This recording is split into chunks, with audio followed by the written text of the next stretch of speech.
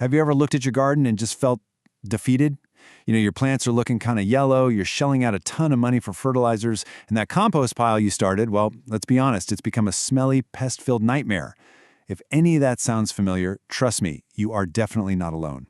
So, let's just get right to it. Why do so many of our composting projects turn into a stinky mess? Well, the answer might surprise you. Here's the thing. The problem isn't you. It's the method you've been using. And today, we're going to fix that. Okay, let's break this down. On the left, you've got the old way, that awful ammonia smell. The flies, the maggots, you wait for months, and you can't even toss in meat or dairy. And that smell, you know what that is? That's your precious nitrogen, the exact stuff you pay for in fertilizers, literally just evaporating. Now look at the right side. This is Bokashi.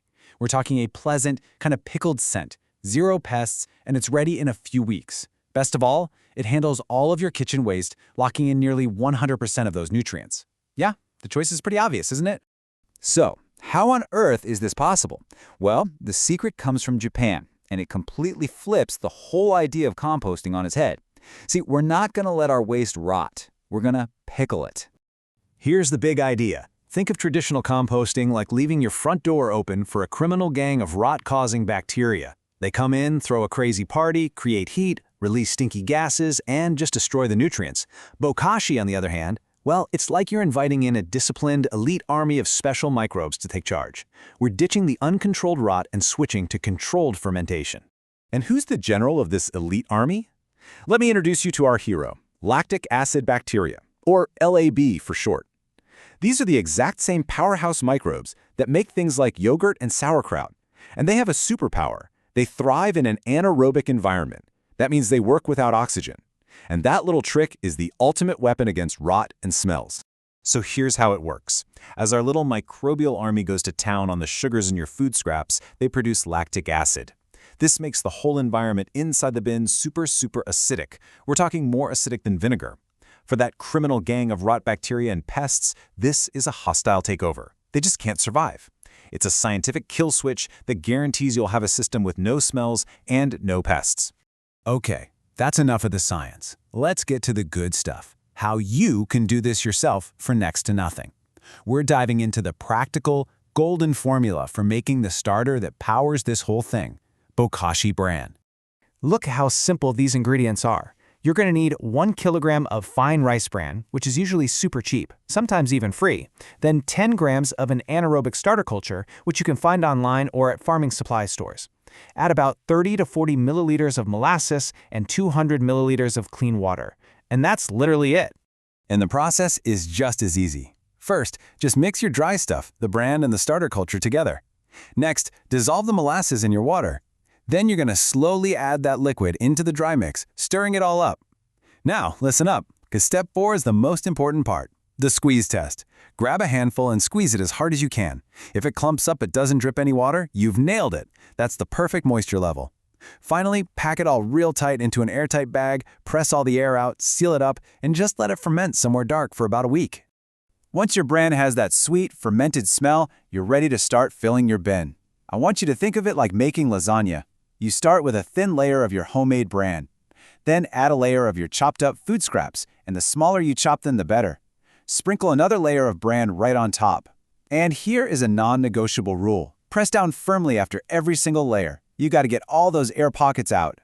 Then seal the lid tight, and just open it once a day to add your new scraps. But the magic doesn't stop when the bin is full. Oh no, this is where it gets really exciting. Your Bokashi bin is now a little factory producing 2 amazing products we like to call liquid gold and black gold.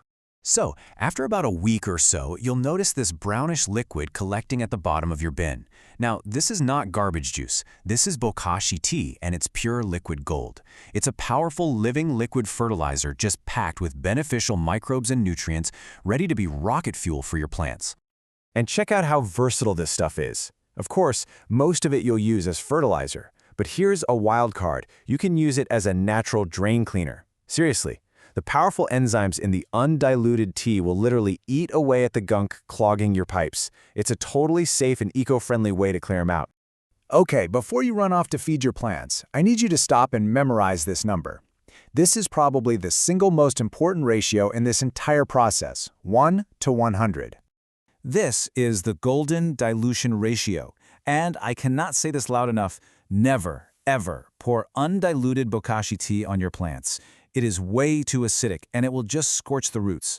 The correct, safe, and powerful ratio is 1 part tea to 100 parts water. Let me say that again. 1 to 100. That is the absolute key to safely feeding your garden. All right, now for the other prize, the black gold. After your bin has been sealed up and fermenting for a couple of weeks, the solid stuff inside is ready. It'll look pickled, not like rotten sludge. But remember, it is still very acidic, so you have to bury it in your garden soil or even in a bigger compost pile for 2 to 3 weeks before you plant anything nearby. This gives the soil time to neutralize the acid and finish turning it into perfect nutrient-rich soil. Now, this system is pretty much foolproof, but there are a few common trip-ups that can happen. So let's quickly cover the absolute must-know rules for survival, just to make sure you get it right on the very first try. A big question I always get is, hey, I see mold in my bin. Did I mess up? Well, that depends. What color is it? If you see some white, fluffy, cottony-looking mold, you should celebrate. That's a good fungus, and it's a sign that your fermentation is a huge success. But if you see black, green, or gray mold, that's bad news. It means air got in somewhere. Unfortunately, that batch failed, and you've got to dump it and start over. And finally, here are the 3 unbreakable rules of Bokashi. Rule 1. Don't keep opening the lid just to peek. Every time you do that, oxygen gets in and messes up the whole anaerobic process. 2. Avoid adding huge things like big bones or oyster shells, and don't pour in a bunch of liquid like soup. And 3. Say it with me. Never, ever apply the fermented solids directly to plant roots. Bury them first. You know, when you get down to it, Bokashi is more than just a cool gardening trick. It's really a shift in how you think. It's about seeing the real value in stuff we normally just throw out. This quote says it all perfectly. Your coffee grounds, your veggie peels, that's not trash. It's a valuable resource that's just in the wrong spot. So here's my challenge to you. After this, don't throw away a single food scrap. Go find an airtight bucket, get yourself some starter culture, and start pickling your very first batch tonight. It's time to prove to yourself that you can turn what you used to call waste into pure garden gold.